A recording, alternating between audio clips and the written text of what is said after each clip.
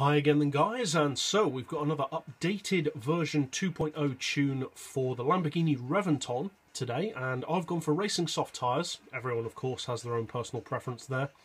For suspension I've reduced the ride height to 60, front and rear. Springs we've got 1025 on the front, 1075 on the rear. Dampers to 4, anti-roll to 5, camber on 2 with neutral toe. We'll come back to the gearbox in a second. For the diff we've got the lowest initial torque, lowest braking and an acceleration sensitivity of 20 front and rear. For the diff we've got a 50-50 split to reduce the car's kind of light front end. You want all the power upgrades of course and the full weight loss package. Now as far as the gearbox, we've got an auto setting as high as it can go at 298.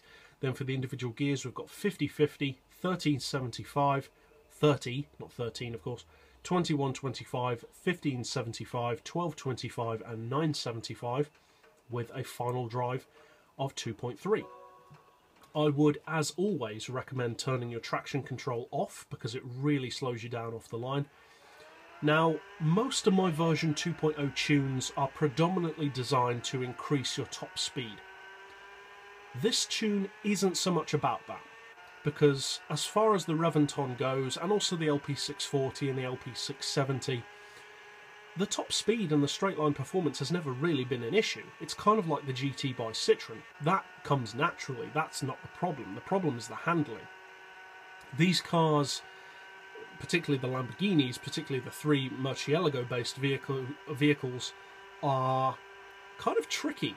Especially once you get up to around, say, 280, or especially when you're giving it the beans with NOS in the corner more than anything else, the car does have a very strong tendency to just suddenly spin out.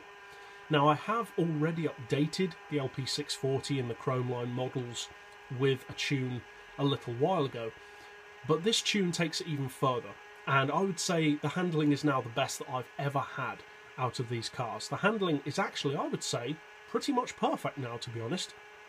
The light front end is not an issue at all. You can maneuver all over the road, no problems whatsoever.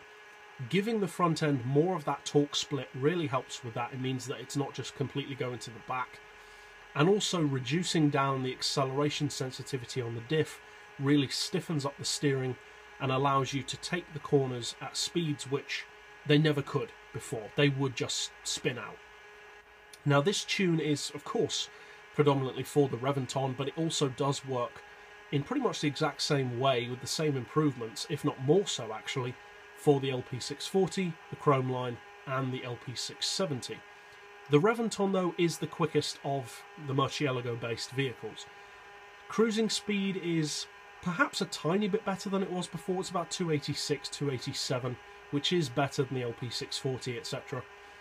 But it's the handling that's the important thing to get right, because as I said, the speed takes care of itself.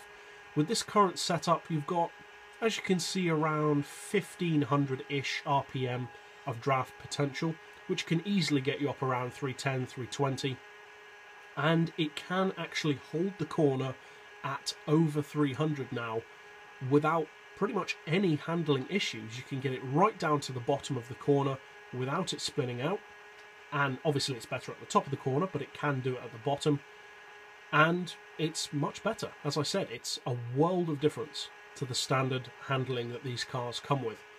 So if you decide to use this updated tune predominantly for the handling of these models, for the Reventon or for the other Murcielagos, obviously I hope you find it fun, and it's definitely a lot more competitive than it was before. And if you're new to the channel and would like to keep up with new tunes, updated tunes as well like this as soon as they're released, be sure to subscribe down below. And as always, thanks for watching.